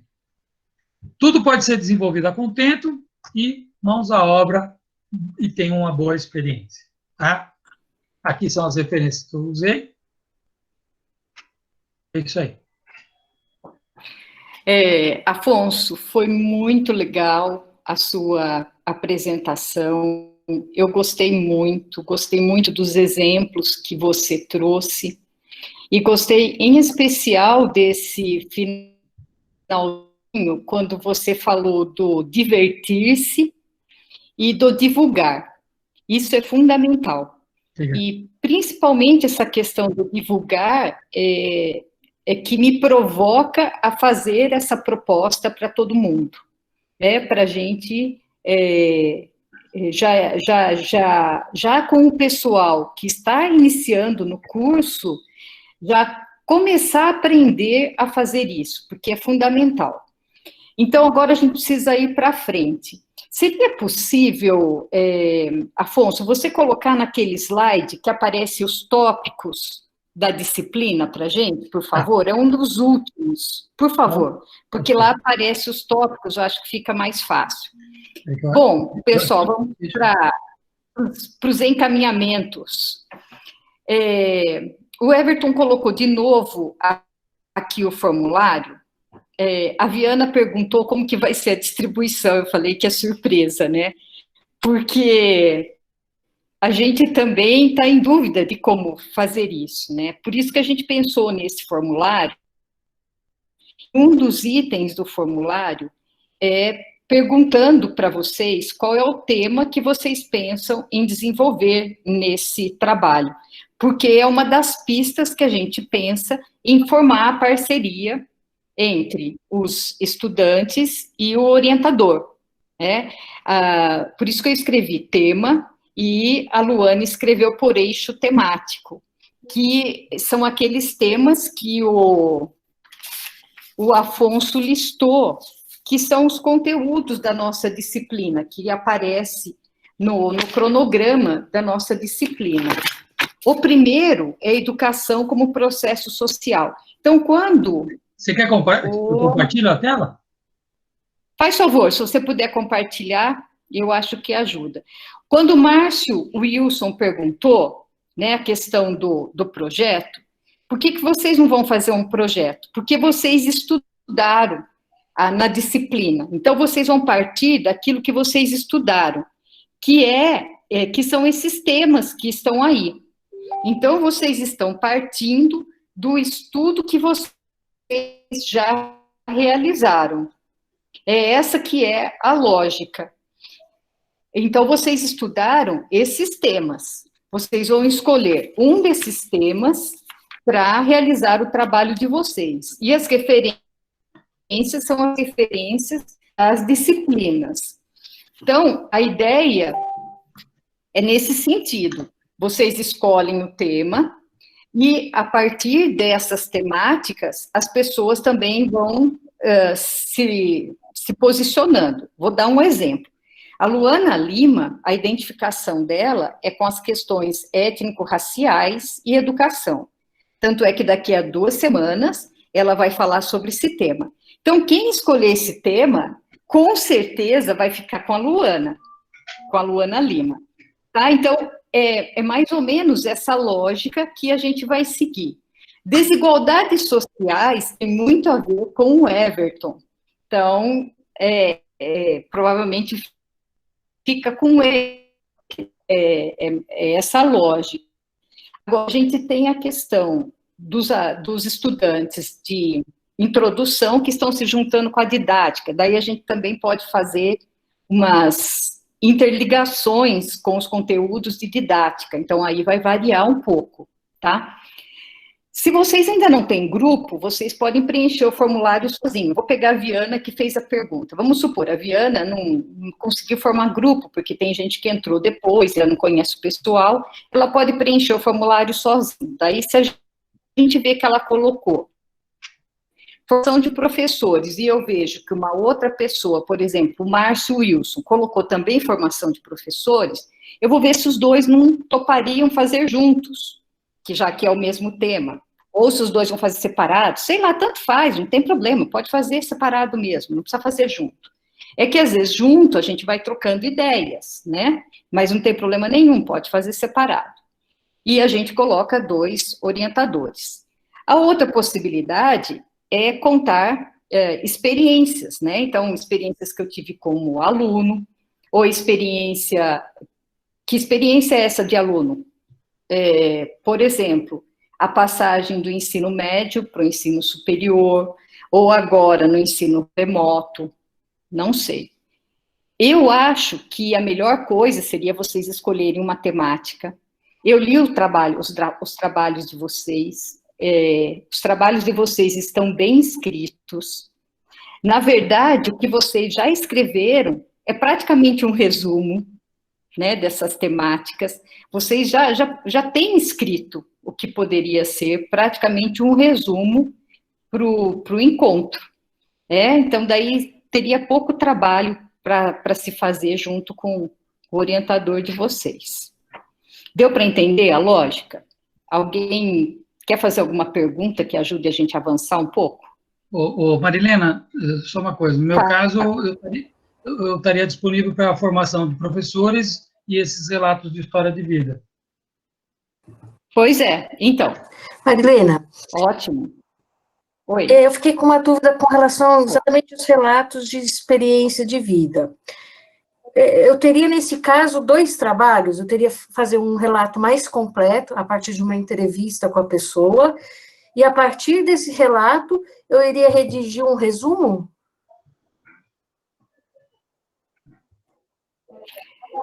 Não, porque o relato de experiência seria seu. Não seria meu. O que eu tinha interesse era de fazer de uma pessoa, porque eu não tenho uma vivência de licenciatura, mas eu conheço uma pessoa que tem uma experiência em escola rural na década de 70, emergencial. Desculpa, Marilena, posso dar um... Entendeu?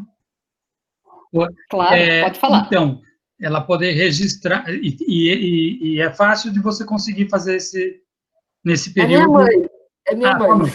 Tá. Então, eu acho que ela teria que registrar, pode ser gravado isso daí, você vai ter que transcrever, né?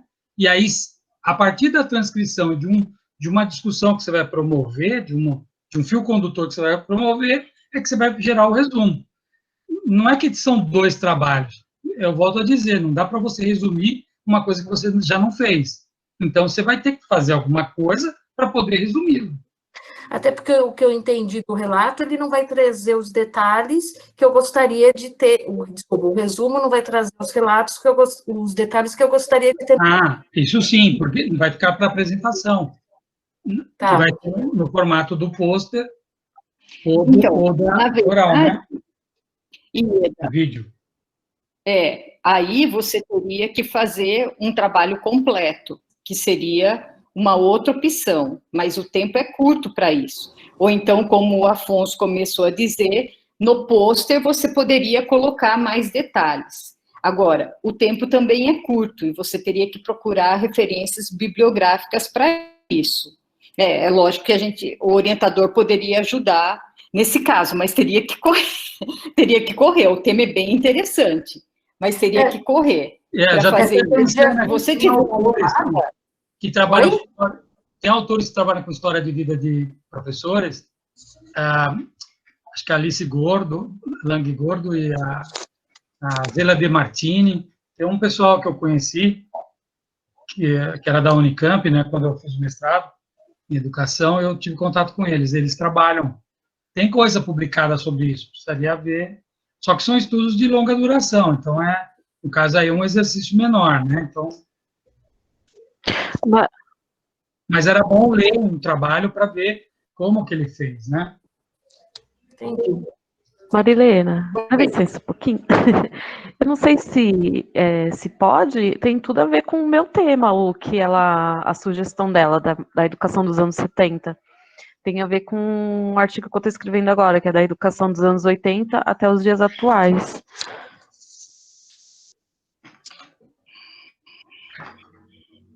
Mas tem um pouco de relação, mas você ainda não tem, você não está com isso muito trabalhado, tá? Mais ou menos, porque eu comecei na faculdade esse projeto. Aí agora eu estou só melhorando, porque na época, né, esse projeto já tem acho que quase 10 anos, então eu estou dando uma melhorada. Você teria referência bibliográfica suficiente para dar suporte para ela em 10 dias para isso ficar pronto? É verdade. Então, essa que é a questão, entendeu? Verdade. Por isso, eu acho que aí melhor ficar na mão. Eu acho que vai ter que, no máximo, umas 2 leituras que você vai ter que passar, tem que ser 2 leituras muito dirigidas para as pessoas. Teria que ter uma reunião com o grupo, conversar com eles, a partir do perfil deles, passar do tema, passar uma, duas leituras boas de fundamento, eles gerarem as informações, juntar essas informações e aí produzir o resumo ou trabalho completo. Então, por isso que a minha ideia era baseada naquele slide que é baseado no conteúdo da disciplina. Isso, é. Esses já estão postos. Que aí já tem os Ou referenciais. então, que às vezes pode ter um ou outro exatamente. Extra que poderia me ajudar. Exato. Ou então, se é na história de vida, por exemplo, na questão do estudante e tal, são coisas mais simples que a gente consegue buscar. Agora, essa que a Ieda falou, complica um pouco mais, entendeu? Então, daí a gente tem que buscar referência e tem que ver se tem algum orientador que tope fazer isso, buscar, porque o tempo é curto. Então, se tiver algum eu tenho coisa que tope, bem. Como eu trabalhei com história oral, então se você fala assim, eu posso passar bem, você pega a Ieda. Agora fiquei com medo. Tudo bem, Ieda. Então, não, Ieda, é assim, o que você está querendo é um desafio maior do que o desafio que eu propus. Mas a gente, você viu que eu e o Afonso aqui topamos tudo.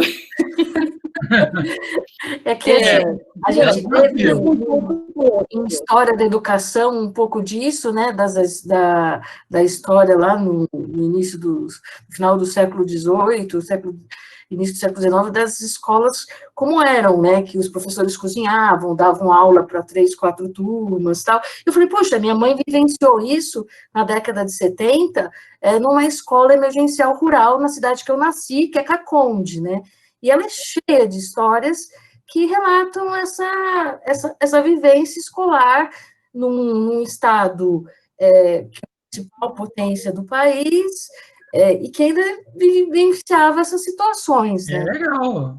O estilo estudo de caso. Vou pegar um caso para contar uma experiência.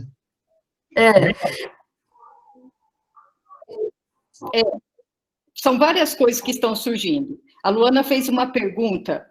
Luana, essa não é uma pesquisa com todas as nuances de uma pesquisa. Ela só vai fazer uma entrevista, tá? Então, não é uma pesquisa, é uma entrevista e ela vai apresentar isso. Então, é essa que é a questão. Então, eu entendo que não passa pelo comitê de ética, porque é apenas uma entrevista.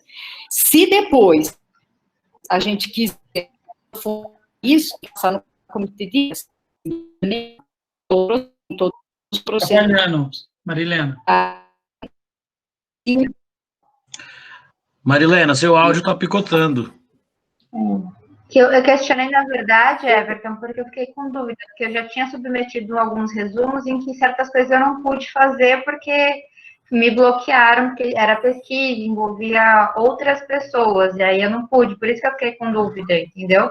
Porque na área da psicopedagogia a gente foi bem restrita essas questões, o que pode se colocar em resumo ou ideias, assim, tinha que ser muito só ideia e nada ainda com as pessoas, ou entrevista, ou enfim, qualquer coisa que... Tem que estar cadastrado na plataforma Brasil e escambau. Né? Exatamente. Então, aí, Luana, é por isso que nós não colocamos eixos no evento.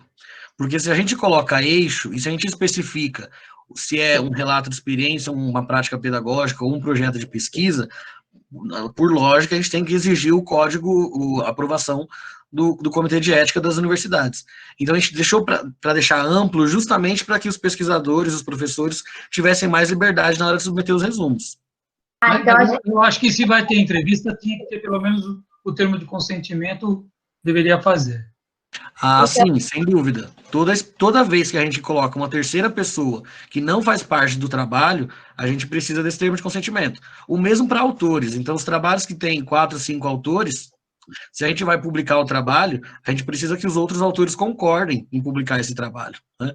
Então, é por isso que eu achei que as narrativas autobiográficas, os relatos autobiográficos, eram mais favoráveis para esse exercício, porque é o relato da própria pessoa, né? Estaria bem mais favorável de se fazer Você pode pegar um tema do teu processo de formação, pode ser no teu ensino médio, ou pode ser na situação na sala de aula, pode ser alguma coisa ligada à educação ou à área de formação sua.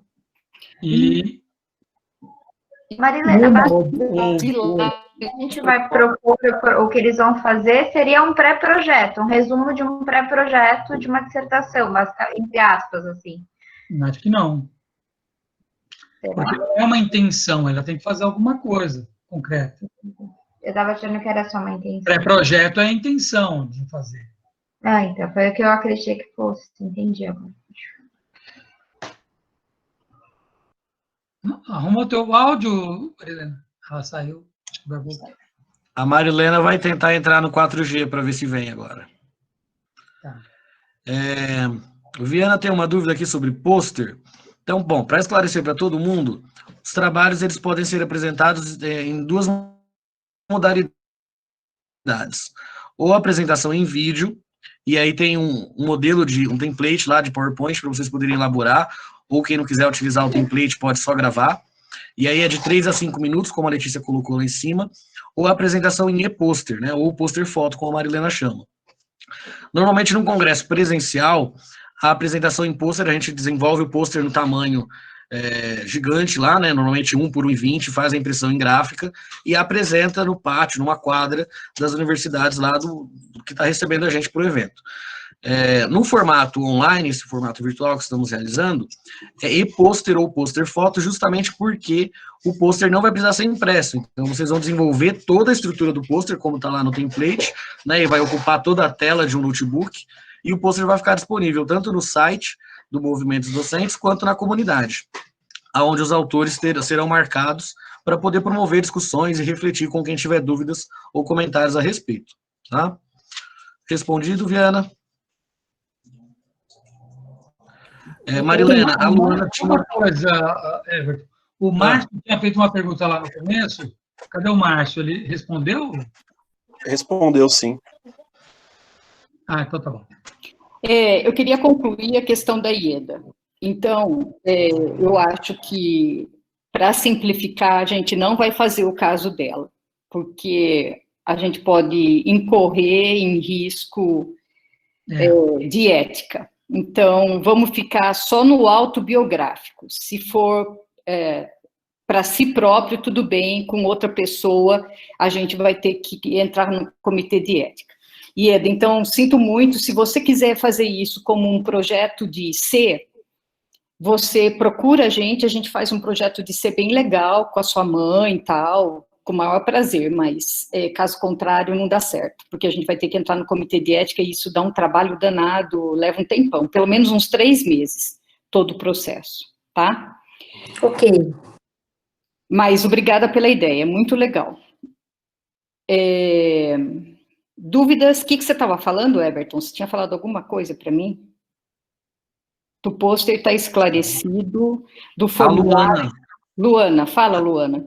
A Luana estava fazendo um comentário quando você caiu, Marilena. Ah, então fale, Luana, que eu não sei o que você falou. O que eu falei? Gente, eu só peço para lembrar o que eu falei.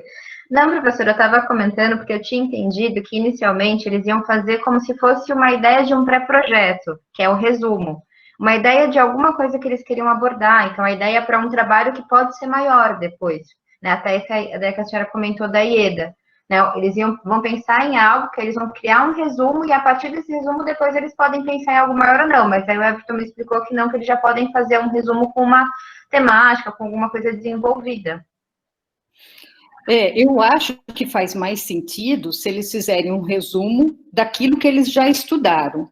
Sim. Faz mais sentido, sim. Faz mais sentido, né? Porque daí está naquele sentido do que o Afonso falou agora. Então, eles já fizeram um estudo e agora eles vão fazer a síntese, vão fazer o resumo. Tá, não, perfeito. Tá. O pessoal que do primeiro termo, Viana, Márcio, vocês estão conseguindo entender? Está dando para entender, para acompanhar?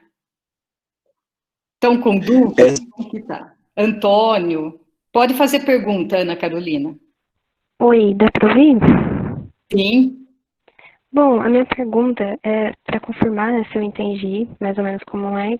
Pelo que eu entendi, a gente teria que escolher um desses temas, né? Pode até pegar um subtema e fazer várias pesquisas a respeito do assunto, mas também trazer algo original. E depois pegar toda essa informação que a gente tem e fazer um resumo com base nela. Pelo que eu entendi, é mais ou menos isso. Não sei se está certo. E a minha outra pergunta é se cada um dos orientadores tem um eixo que se sente mais familiarizado para ajudar, né? E aí se teria como deixar isso em algum lugar para a gente saber quem seria melhor a gente procurar. Tá. Então, Ana Carolina, a primeira coisa que você tem que fazer é preencher aquele formulário. Everton, coloque de novo o Google Form aí, por favor. Então, Ana Carolina, se você tem alguém para fazer com você ou você vai fazer sozinha? Eu tenho sim, eu tenho um grupo, a gente só está resolvendo qual seria o tema. Ok. Então, você pode preencher o formulário só uma vez. Então, por exemplo, você vai preencher para o seu grupo, coloca o nome das pessoas lá e coloque o tema. Não se preocupe com o orientador, só coloque o tema. O orientador, a gente se preocupa com você. Procurem enviar para a gente esse formulário o mais rápido possível, tipo amanhã, no máximo quarta-feira, porque daí a gente já dá a resposta para vocês o mais rápido possível, tá? No dia seguinte que vocês enviarem para a gente já fala quem vai orientar, e daí o orientador já entra em contato com vocês para agilizar essa orientação, tá bom, Ana? Então, o orientador entra em contato e já vai começar a trabalhar com vocês. Não precisa ter nada original necessariamente. Pode ser só baseado naquilo que a gente estudou na disciplina, tá? Se tiver original, mais legal ainda. Mas, se não der tempo, não tem problema, tá bom? Mas tá certo, isso que você falou. Tudo bem. Tá bom, tá? Então, obrigada. Gabriela, pode perguntar. A minha pergunta é assim, acho que agora conversando com a Ana, eu acho que eu consegui entender também. Porque assim, tem as possibilidades temáticas, né, que foram 6, né, possibilidades temáticas. Aí assim, eu escolho uma das possibilidades e aí dentro dela eu, faço o recorte específico do que eu quero falar, é isso? Isso, exatamente. Porque assim, por exemplo, eu quero escolher desigualdades sociais, só que desigualdades sociais é uma coisa muito ampla. Exato. Eu posso abordar vários tipos de desigualdade. Isso. E aí, no caso, aí eu escolho um tipo de desigualdade social na educação e trabalho nisso. É isso, então, né? Exatamente. É isso mesmo. Tá certinho. Tá? Preencha o formulário. Você vai fazer sozinho ou você já tem um grupo? Vou fazer sozinha. Tá. Então, você preencha lá o formulário e manda pra gente. Fala o que você está pretendendo trabalhar, e a gente já vê um orientador para você, e já manda, o orientador já entra em contato com você. Tá bom, obrigada. Tá bom? Mais dúvidas, gente? O caminho é esse, preencha um formulário, e encaminha o formulário, e a gente encaminha o orientador para vocês. E daí, vocês vão conversar com o orientador, e vão alinhando o que vocês vão fazer. Esse é o primeiro passo. É preencher e enviar o formulário. É só um formulário por grupo, tá? Se o grupo tem 4 pessoas, não é para enviar 4 formulários, é um formulário só. Uma pessoa preenche um formulário. E daí, professor, eu vou andar sozinha. Fale, Márcio. Uma dúvida. A gente, no formulário, a gente vai preencher o eixo do tema escolhido ou o próprio tema escolhido? Por exemplo, se eu for... Tanto faz? Pode falar. Então, por exemplo, se eu for falar sobre desigualdade social, eu vou colocar ali o tema escolhido, desigualdade social, ou o eixo do tema que eu escolhi? Por que desigualdade social ou qualquer outra opção? Não, por exemplo, olha, se eu escolher desigualdade social, eu vou colocar tema escolhido, desigualdade social, ou eu vou colocar o eixo do tema que eu escolhi, por exemplo, desigualdade social no ensino fundamental, um exemplo. Ah, entendi. Desigualdade social no ensino fundamental, é isso que você está falando? Acho que pode colocar as duas, né, Marilene? Pode colocar as duas coisas. Coloca, eu não sei como é, eu não vi o formulário, mas tem um campo que ele escolhe lá qual o eixo, como é que é? Não sei se tem um espaço mais aberto para ele escrever. Pode colocar apenas o tema, não tem problema. Tá bom. Entendi.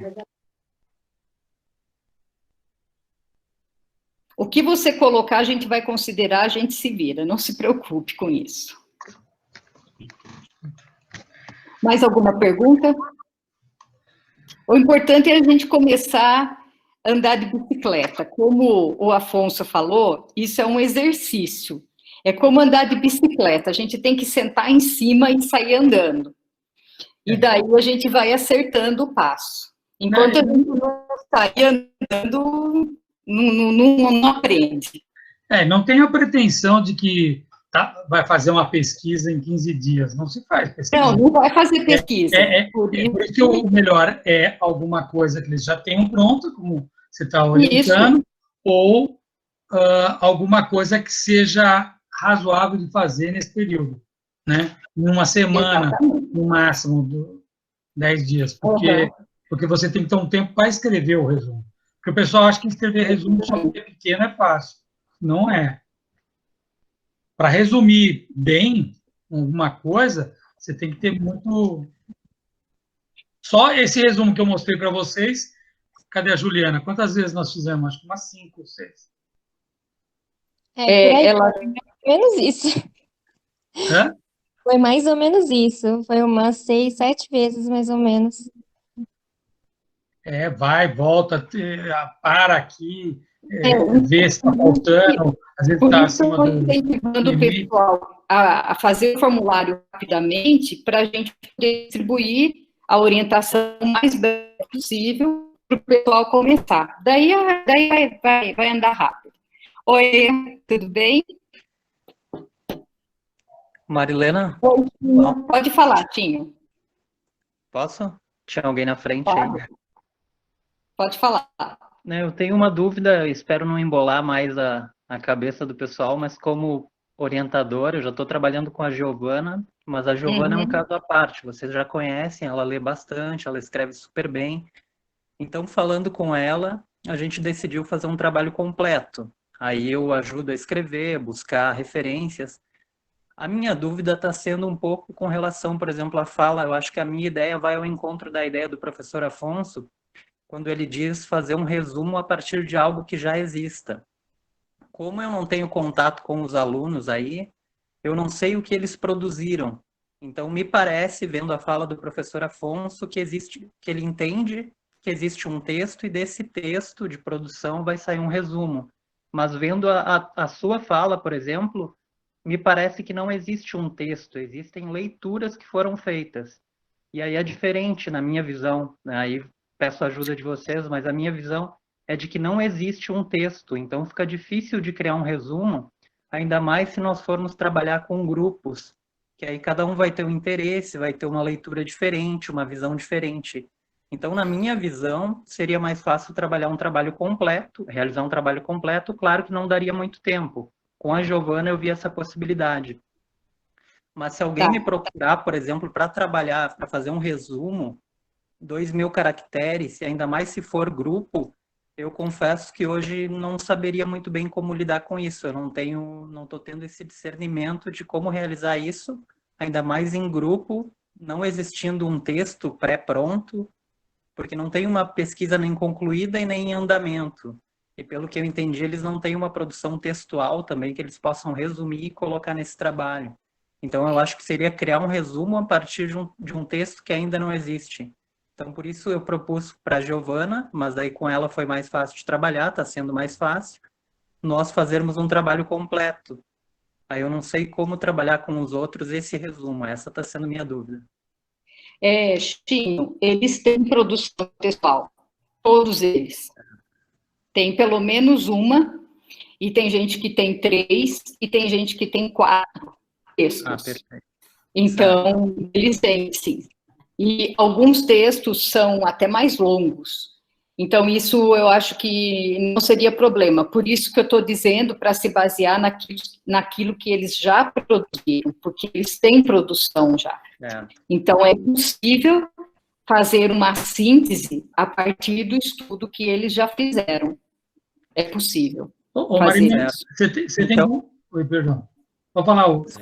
Só dando uma sugestão, então, eu não sei como foram trabalhados esses textos, de repente a forma mais prática não seria, então, partir do tema deles e juntar, então, quem já tem uma certa afinidade. É isso, então, que vai ocorrer, e aí vocês só repassam para os orientadores, é isso? Acho que é isso que está acontecendo agora. É isso que está acontecendo agora. É isso que está acontecendo. Perfeito. Eu falei que esse tipo de dúvida ia aparecer mesmo, porque a gente fala resumo, né? Resumo, você não escreve um resumo, você faz um resumo. Né?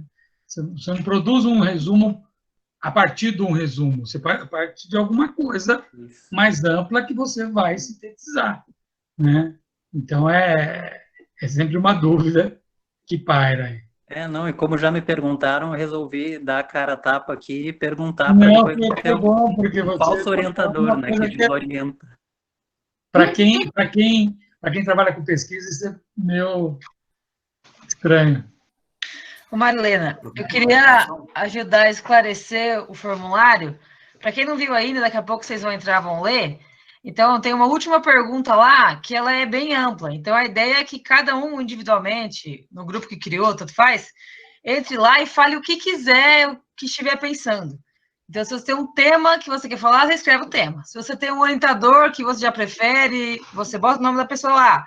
Ou se você tem só uma ideia ou um monte de ideias na sua cabeça, você tem um espaço lá para você sentar e escrever. Então, tem até um parágrafo para você escrever o que quiser, que você estiver pensando.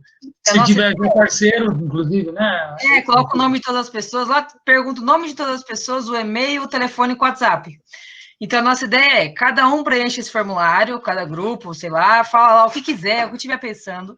Aí, depois, nós vamos pegar as respostas do formulário e ver o que encaixa com o quê, como fazer com isso, e passar esses contatos para os orientadores de acordo com as disponibilidades e blá, blá. E daí, a gente vai construir. Então, se qualquer coisa... Desliguei. Se qualquer coisa agora não faz muito sentido ou está meio confuso, as coisas vão ser esclarecidas e bem trabalhadas com os orientadores. Então, a ideia desse formulário é todo mundo preencher e escrever tudo que estiver pensando lá. Depois a gente faz esses pensamentos virarem alguma coisa mais efetiva. Então, lembrando também que a proposta de tudo isso é fazer vocês participarem de um encontro acadêmico, e daí vocês vão escrever um trabalho, vão submeter o evento. Esse trabalho, esse resumo, ele vai ser avaliado. Então, ele vai ser aprovado ou não. Se aprovado, vocês vão ter a oportunidade de apresentar. Se não aprovado, vocês vão participar do congresso, vão ver um monte de apresentações. Então, sempre lembrando que tudo isso, a intenção é ser um exercício de aprendizado. Então, não se preocupem se parece difícil. Tudo é difícil, a intenção é que da próxima vez que vocês fizerem, vai ser menos difícil do que dessa vez. E bora em frente, entendeu? Vocês viram Marilena, uma última o Chico é uma opção. Oi, Afonso, fala. É que está falhando, parece que tinha mais alguém querendo falar. O Antônio. Então, o Antônio. Olha, eu já estou com 4, eu não tenho mais nenhuma opção. 5G não existe. Para mim está falhando por caramba. Só Deus. Fala, Antônio. Então, é exatamente, então, esclareceu agora. Por exemplo, nós temos, além da matéria da professora Marilena, nós temos uma outra matéria que é História da Educação no Brasil e Ensino das Ciências. Sim. Nós produzimos também, lá, em média, 4 textos com 1,5 páginas a 2 cada texto. Então, agora eu entendi. Então, eu posso pegar também um material desse que já tem produzido e a gente vai resumir mais ainda. Então, pelo que eu estou entendendo, o material base a gente já tem. Eu acho que não é bem isso, né, Marilena? Não, mas ele tinha feito essa pergunta outra vez, ele tinha falado assim, e se eu quisesse fazer um trabalho de história da educação? Eu falei até que ele poderia, é só ele escrever no formulário que ele quer fazer um trabalho sobre história da educação, daí a gente arruma um orientador que se dispõe a orientar na área de história da educação, não tem problema. Porque não é só fazer bricolagem de textos que ele já fez, né, Antônio? A não ser que realmente esses textos dialoguem entre si, não é só isso, precisaria ver o que efetivamente fez, né? Eu não sei se vai ter uma categoria no encontro, se vai ter uma categoria específica para esses trabalhos deles, porque é diferente de trabalhos que têm uma produção de um ano, de anos, né, de produção. É um exercício diferenciado, né? É preliminar, muitas vezes. Não, então, isso eu consigo até... Tem alguns textos, desculpa te interromper, Luiz, que dialogam, sim, da matéria de História da Educação, que dialogam com a matéria da professora Marilena. Tem, se não me engano, não sei se a professora Yara está seguindo a mesma sequência, mas tem textos que ela trabalha a questão da desigualdade, formação de professores, a questão do negro e a educação. Então, tem textos, sim, que são textos que dá para trabalhar e unir com a disciplina da Marilena, assim, para eles formarem o trabalho. É que, por exemplo, se vocês fizeram resenha, por exemplo, de texto, às vezes não é suficiente para um trabalho acadêmico, né, que vai apresentar um encontro. Então, não sei como é que a Marilena está vendo isso, porque pode dar desencontro entre uma pessoa externa que está querendo participar do evento, que tem uma produção X, e esses exercícios que o pessoal está fazendo. Tem congresso que eu estou indo, que eles estão tendo 2 sessões, uma sessão que é do pessoal que é de pesquisador, tal, e uma sessão de estudante, que é para diferenciar, porque senão, na hora de uma avaliação, por exemplo, de pares, acaba não sendo avaliado o trabalho, porque é muito iniciante, muito preliminar, e acontecia isso. Eu não sei como é que... O nosso evento é muito aberto e não vai ter sessões. Os trabalhos vão ficar à disposição no site.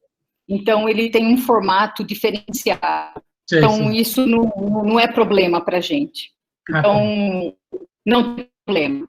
Então, Antônio, isso daí você pode sem problema. Você podia contar, Marilena, você podia contar o que é que eles já produziram? Assim, uma síntese?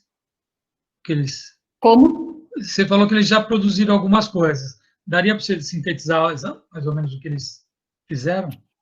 Eles produziram exatamente a partir desses temas que você colocou ali. Uhum. Na educação como processo social, é o livro que é a Educação, do Carlos Brandão. Uhum. Um vídeo, eu acredito. Na formação do professor, O que eles fizeram? Eu não entendi. Eles fizeram um tipo de uma resenha desses livros. Então, fizeram um tipo de uma resenha, não é resenha, eles fizeram um relato de aprendizagem. Foi chamado relato de aprendizagem. Uhum. Então, é um texto, não é uma síntese, não é um resumo, é um relato de aprendizagem. Então, cada um escreveu aquilo que aprendeu sobre aquilo. E você acha que é suficiente para mandar para o encontro? Se você somar tudo isso, o que eles escreveram é suficiente, eu acho. Não sobre volume de dados, mas sobre o estilo do material produzido. Sim, eu acho que é. Na minha opinião, sim. Legal, tá bom. Não, porque não dá para saber direito qual é o limite possível. Sim. Pensando, só para esclarecer, eu acho que é porque justamente por ser a primeira edição do evento, nós não temos os primeiros anais publicados, né?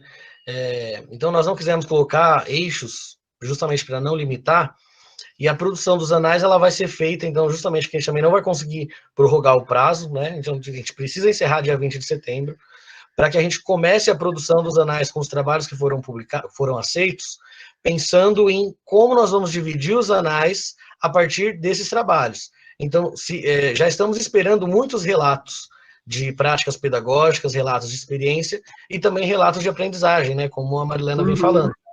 Então, se a gente perceber que o volume realmente é significativo, provavelmente os anais terão uma divisão específica para uma modalidade de trabalho, relatos de aprendizagem, né?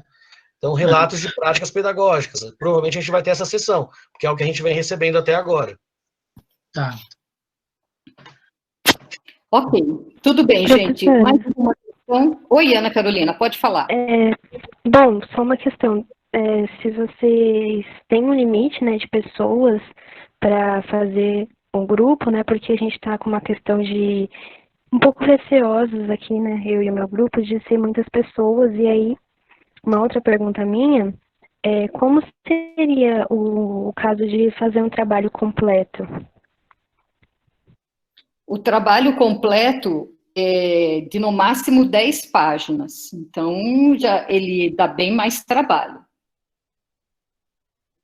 Quantas pessoas tem no seu grupo, Ana? Então, a gente está em 7 e a gente está pensando em dividir.